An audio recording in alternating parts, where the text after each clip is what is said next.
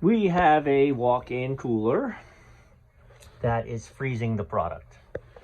So I was here and tested the calibration of the thermostat. It said it was 38. It was actually 33 in the box. So of course, with it being 5 degrees off, set for 34, is down to 29. So the thing is just over freezing. So I'm going to change the thermostat. I'm actually going to put in an Inkbird digital thermostat. So this is available on Amazon. It is super inexpensive. 120 volts. All we're going to have it do is turn on and off the solenoid. We end up grooving this out. We'll mount it right in there so that it'll display the temperature for them. They can see what it is a whole lot simpler. It also gives you very specific differential settings. So what I mean is you can dial this thing in. You can say I want it to be 35 degrees in here with 2 degree differential, and it'll just 35, 37, 35, 37. So I really like these. When installed properly and not pulling too much power, because you can overamp these if you're not careful, then they're super dependent. I've had some failure, but everything fails. I mean, that's a $100 thermostat and it's failed. This is a $15 thermostat. It also someday will fail, but I don't have a high failure rate with them. So I did have to figure out exactly power is running from over here through the top and out that grommet. That was coming down to the solenoid, which half of that leg was then run out to the switch, and then the other half was back to the solenoid. So we're going to get to bypass that whole nonsense.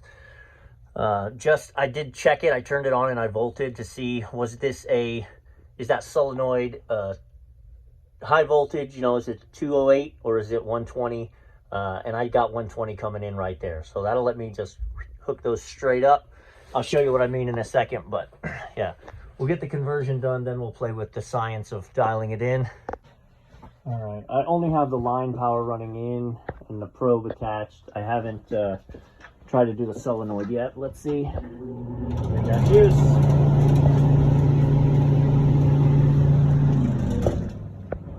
All right, now I'll wire it to the solenoid and I'll show you before I turn it all on how it's set. All right, before I turn this on and it gets loud in here, let me explain the wiring one more time.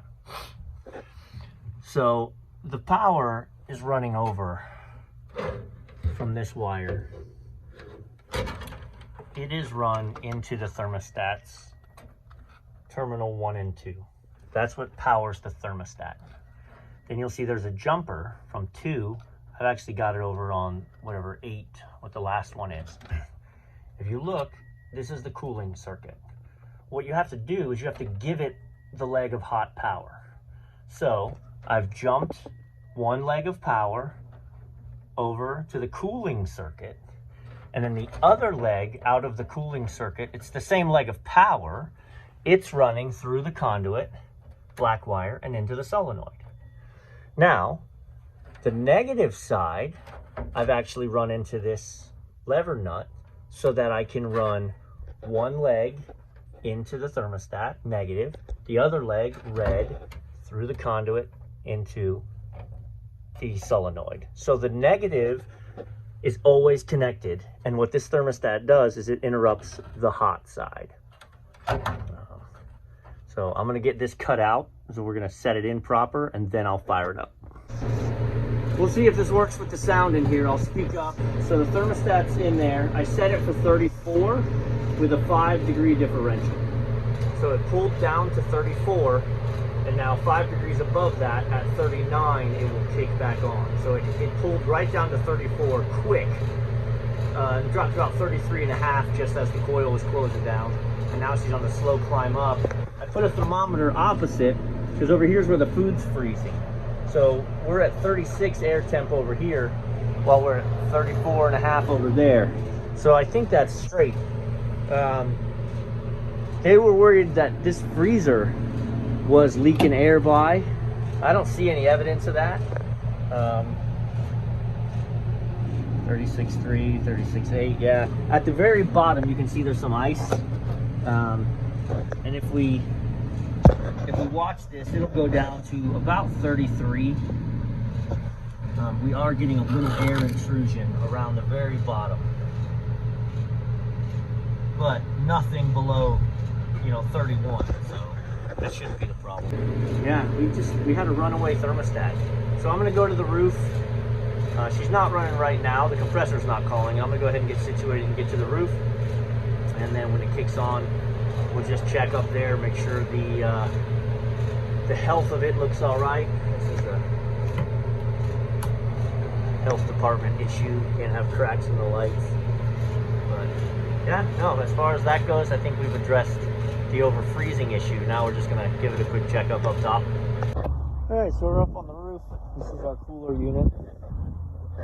Obviously she's satisfied right now, so it's off. The condenser looks okay.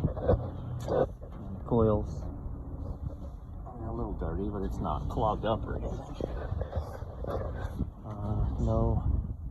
No oil, a sign of leaks around, anything evident. Yeah, so I'm actually just gonna wait for her to kick on. Check the sight glass, make sure she's clear and not flashing. But as fast as this box pulled down inside, it was about 42 when I kicked it on, and I'm not kidding you, it was 2 minutes that thing was 34 degrees. So she's an oldie but a goodie. The other thing I noticed while I'm waiting is, look at how that's just passed through. I haven't seen the bottom. Let's see. Yeah, there's a little rub. It's not through or anything, but it's getting there. We need to put a grommet in there. And we'll see. I'll try and speak up. It has been 10 minutes, and the temperature in this box is not right. 35.5. I mean, that's good, but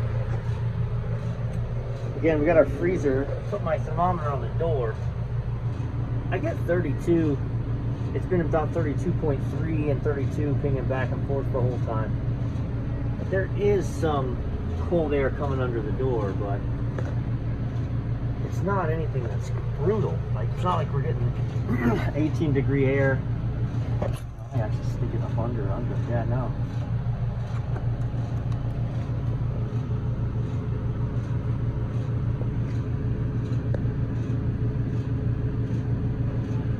I'm gonna get my thermal gun. I think is dead.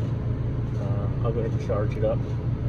We'll get thermal eyes on the box, see what it says. I mean, obviously this little tack strip underneath is gone, but that's why I did this, and I'm not seeing anything that tells me catastrophic cold air intrusion.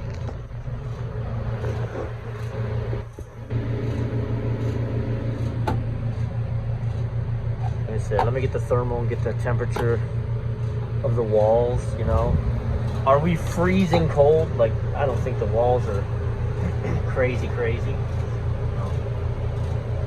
Give me a few minutes. We're 38 degrees in here. We are not calling for cooling. And the coil is 29 degrees.